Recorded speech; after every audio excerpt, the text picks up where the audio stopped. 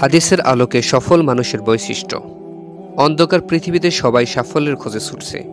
কেউ মনে করে সম্পদই সফলতা, কিন্তু প্রিয় দর্শক, আসল সফলতার মাপকাঠি কে ঠিক করেছে জানেন? আমাদের প্রিয় নবী হযরত মুহাম্মদ সাল্লাল্লাহু আলাইহি ওয়াসাল্লাম। তাওহীদ ও সঠিক ঈমান। রাসূলুল্লাহ সাল্লাল্লাহু আলাইহি ওয়াসাল্লাম বলেছেন, যে ব্যক্তি লা ইলাহা ইল্লাল্লাহ বলে এবং এতে তার অন্তর দৃঢ় থাকে, সে জান্নাতে প্রবেশ করবে। সফল মানুষ সেই যে আল্লাহকে একমাত্র উপাস্য মেনে চলে, শিরক থেকে দূরে থাকে। আমানতদার ও সত্যবাদী হওয়া।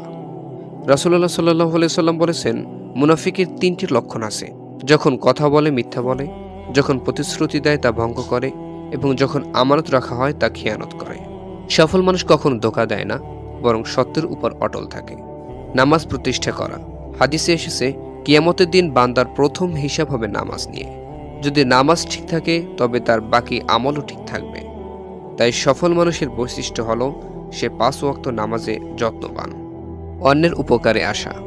রাসূলুল্লাহ সাল্লাল্লাহু আলাইহি সাল্লাম বলেছেন, মানুষের মধ্যে উত্তম সেই যে মানুষের উপকারে আসে।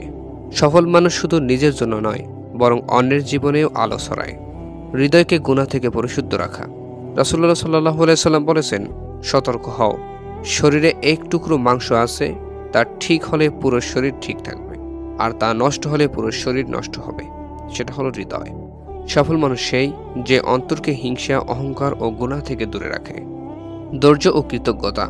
রাসূলুল্লাহ সাল্লাল্লাহু আলাইহি সাল্লাম বলেছেন, মুমিনের অবস্থা আশ্চর্যজনক, তার প্রতিটি অবস্থাই কল্যাণকর। সুখ পেলে আল্লাহর শুকরিয়া আদায় করে, কষ্ট পেলে ধৈর্য ধরে। সফল মানুষ সব অবস্থায় আল্লাহর দিকে ফিরে যায়।